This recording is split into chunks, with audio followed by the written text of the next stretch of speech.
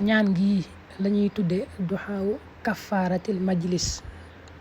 ñaan gu am solo la yonent bi sallallahu alayhi wa sallam moo ko jàngale.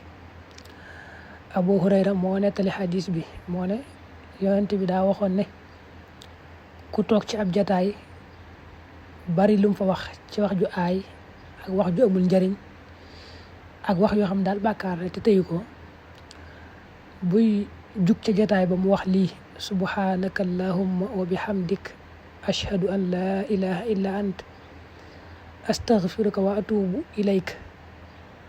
lépp lu mu waxoon ci jataay ba rek ci lu aay yàlla dana ko jéggal. kon ñaan gi li tax mu am solo mooy jataay yi moom bu dul jataay tudd yàlla wax fa wax ju aay daa yomb lool. nit ki sax mën naa am du ko yëg ba du ko tay, waaye day yomb lool ci waxtaan yi ci jataay yi. te yonent bi waxoon na ne bu ëllëgee de nit ñi leen di dugal sawara mooy, wala li ëpp ci leen dugal sawara mooy la daan bàyyikoo ci seen làmmiñ ci ay wax yu aay. moom sax daa taqoo woon ñaan gi lool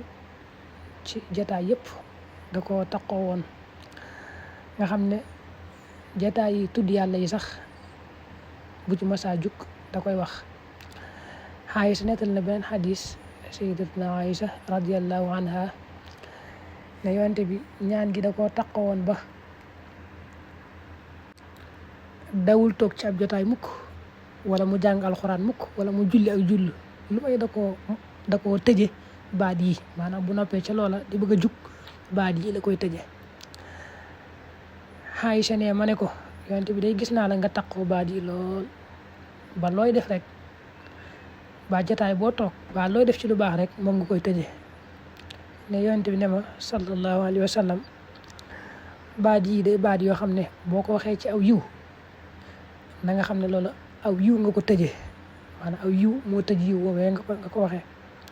soo ko waxee ci aw ay, maanaam ci aw ay nga jóge wax ko it mu daal lay kafaaraal ay woowa.